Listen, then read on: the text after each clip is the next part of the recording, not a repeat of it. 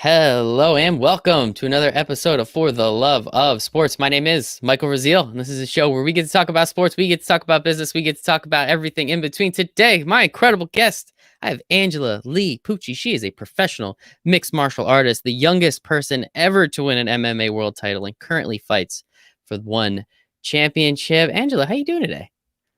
I'm doing great. Thank you guys for having us on the show. Yes. Everybody that's watching, you're very lucky. We get Ava Marie. Pleasure. Is this her first time on camera?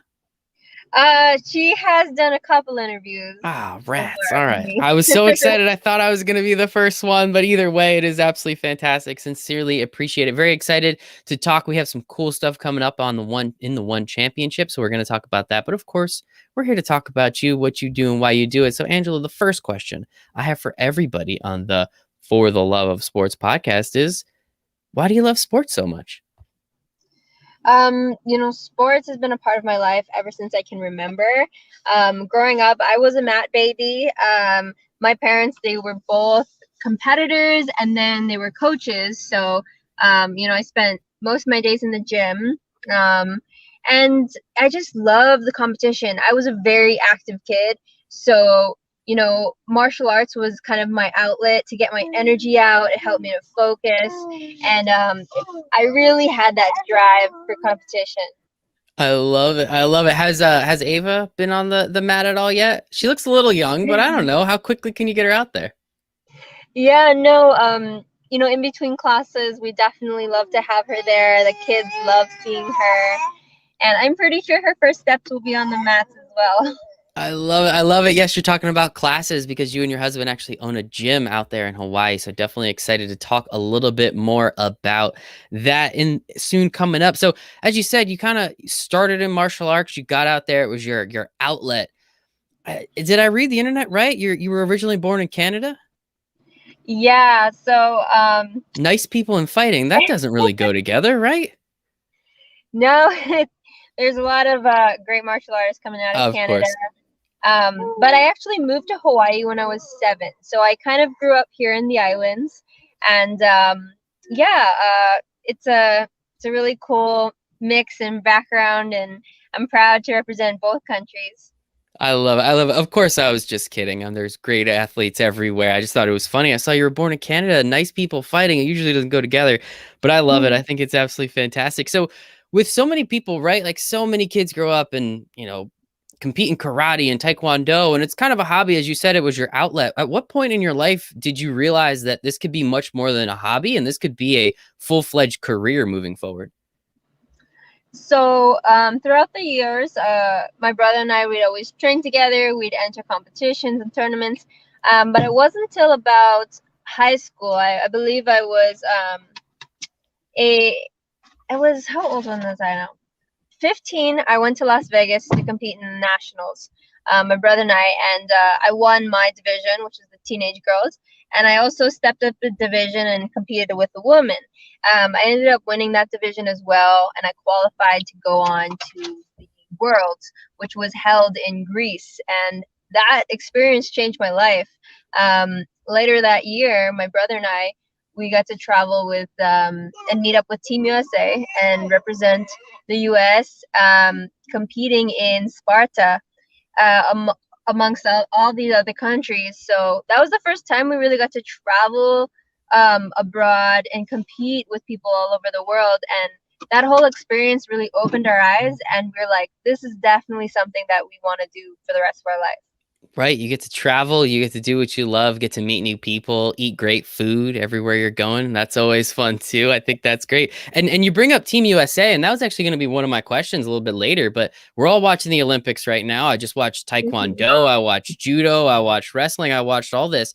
So I guess, where does mixed martial arts fit in that? Is there any opportunity? Was there any opportunity for you? It sounds like there was in some capacity, but do you think mixed martial arts will be a sport in the Olympics coming soon? Is there a derivative close by that we could potentially get you or maybe even Ava in?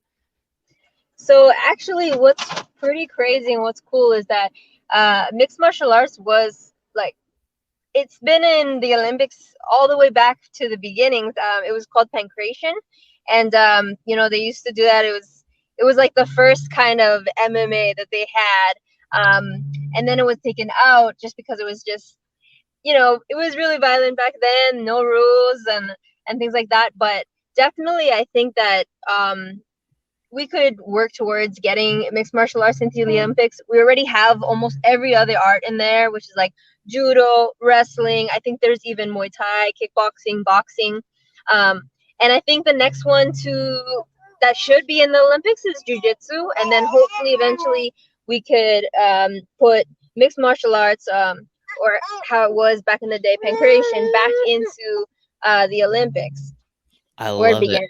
Yes, exactly. Bring it full circle. We'll have Ava go in there. She should be old enough by then, right? We got a couple more years till the next one, so I think we'll see how it goes. I think it's fantastic. So I know we have some cool stuff coming up in one championship, right? There's you explained a little bit better before we started. There's a nice little Grand Prix going on. It's an all-female fight that's going to be going on, and the winner gets the absolute incredible opportunity to face you.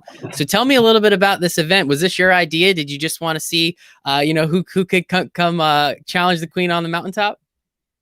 No, not my idea, but I'm definitely very, very excited for this. This is actually the first time, in one history that there's going to be a all-female Grand Prix. The last Grand Prix that they had, my brother competed in the tournament as a last-minute replacement. He's actually the champion, and he stepped in to compete against in the finals and he actually ended up winning the Grand Prix tournament. So that was really awesome. The Grand Prix belt is very, very nice, completely different looking belt than the one that the champions have. But yeah, it's a very, very, just so much hype behind it. All the top contenders are going to be competing against each other, and I'm going to be watching eagerly and anxiously and waiting for the winner so I can defend my title against her. That is, yeah, it's going to be incredible. I'm very excited for it. I'm sure you are, as well as many of the other fans of just MMA in general. I think it's going to be absolutely fantastic. And it's such an interesting way of doing it, I think, too, having just this absolute competition until we do finally get to the champion. And I guess I'm kind of curious about that, right? What is it like getting ready for a fight? Because we see people on TV all the time, right? It's once every 6 months, once every 8 months, we'll see somebody in a fight. What is going on in that time? Because just like the Olympics, I believe people kind of forget that you're not just sitting on the couch. You're not just doing nothing, right? You're training, you're recovering, you're strategizing. So what does it take to get into a fight? I've noticed you've done about 3 or 4 a year. What exactly do you need to do for you to feel ultimately ready to take on that competition? So definitely, I think that the more often you compete in the year, it has its pros and cons. Like, yes, it is tiring because it may seem like you're in a constant fight camp for the whole year, but also your body, it doesn't really have that time to have a letdown. Sorry, where you kind of, go on vacation, take some time off, eat a bunch of food, put that weight back on. But yeah, typically for me, my fight camps, now that all of them are championship fights, I take at least 10 weeks to prepare for my fight. But she's so cute. I can't even get angry because she's so darn cute. She just wants to be on camera. I can't blame her. I love being on camera. It's fun. But yeah, my fight camps are typically 10 weeks, and during those 10 weeks, first we start off with, of course, conditioning, getting back into my prime fighting physique, and making sure the cardio strength is on point. We do a lot of strategizing, so game plan, we work the strategy weeks and weeks and weeks, and we fine tune it to our opponent.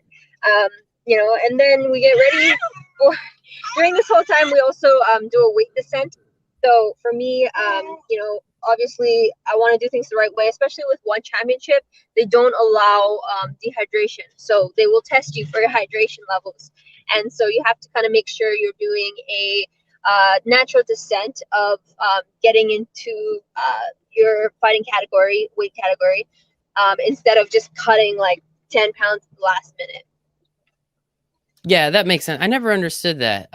Even at like the high school level, that scared me. Seeing someone, some of my friends did, and then that just never made sense to me. So that's good that they do it that way because it seems a little healthier in the grand scheme of things, right? I think that's pretty important. Definitely, definitely. I think a lot of fighters sometimes go to, you know, crazy extremes, and it will definitely take a toll on your body in the long run. 100%. And hey, you're here for a while. You're a mom, right? If anybody's listening hasn't heard, there might be a baby in the video right now. So what is that like? I mean, let's be very upfront and honest. MMA is not the safest thing that you could possibly be doing. When you became a mother, how much did that put anything extra into perspective? Did it make you work harder? Did it make you work smarter? How did you kind of change, I guess, as a person and as an athlete once you did become a mother? So, man, everything really changed once I became a mom. You mentioned that MMA, it's a pretty tough job, but being a mom is a completely different animal. Um, but now that I have my daughter, it just gives me a huge motivation to just push harder in training, and I do anything for her. So now she's my reason, she's my motivation, and I can't wait for her to see mom back in the cage. I love it. I don't think I'd be very good at taking a punch. Like if I got punched in the face, I'd get punched in the face, but I definitely couldn't be a mom. So like, definitely kudos and congratulations. You're doing both of them. So keep doing your thing, Angela. You are absolutely incredible. And one last thing before we go, I wanted to touch upon a little bit, right? This is a sports and a business podcast. So I want to make sure we get the business in there a little bit. You and your husband started a gym. If I'm not mistaken, it was during this year, correct? Yes. So tell me a little bit about the gym, the idea for it, and saying, hey, we're kind of in the, tail end of a pandemic. This is the perfect time to start a small business. It's crazy, really, how everything came about. It all started with me and my husband wanting to make a home gym. And we Love wanted to, it. have some mats in there, and we wanted to be able to train with each other. And then we saw a space open to rent, and we're like, oh, what if we decided to just, put the mats and invest in and build up this little space right here.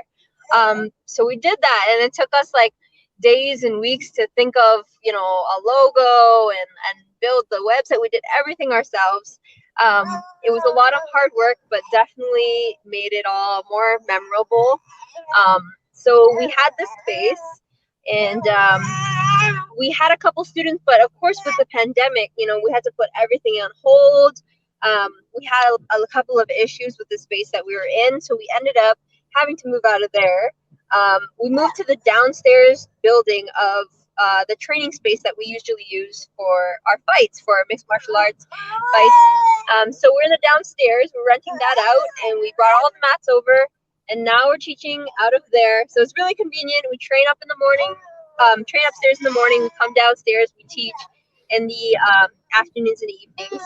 And my husband's been doing most of the classes just because this whole time, I was pregnant and then I just gave birth. But I'm definitely going to be jumping in soon. I handle more of like the memberships, talking to students about that. But yeah, it's a really awesome tag team that we have going on, and we just love it. It's what we love to do, and we get to share that with the community. I love that. I mean, you obviously love the sport so much, and now you get to share your passion with other people and teach them not only about the sport, but why you love it so much and why you choose to every single day take this on. So I think it's absolutely fantastic. Angela, tell us where can we find the gym? Like, do you have like social handles or anything anybody can follow? So that way there's just give you a little extra publicity, right? It's free. Take it. Definitely, if any one of you guys are in Hawaii, pay us a visit. You can catch us on Instagram at United BJJ Hawaii. And you can also, find updates on our pages. Angela Lee MMA, and my husband's is Lee Pucci. So yeah, stay tuned for updates over there. I love it. Thank you for all that. Does the little one doesn't have an Instagram account yet, right? No, she Okay. doesn't. I don't know. Some people are weird these days. I don't know. People got it for their dogs, their kids. So I try and stay out of that. But no, Angela, this has been absolutely fantastic. Sincerely, thank you so much. I know you're extremely busy, obviously being a mom, training for a fight. You got a lot of stuff going on. So I appreciate the time you gave us today. No problem. It was a pleasure speaking with you. Ava, you want to say bye? Bye. Bye.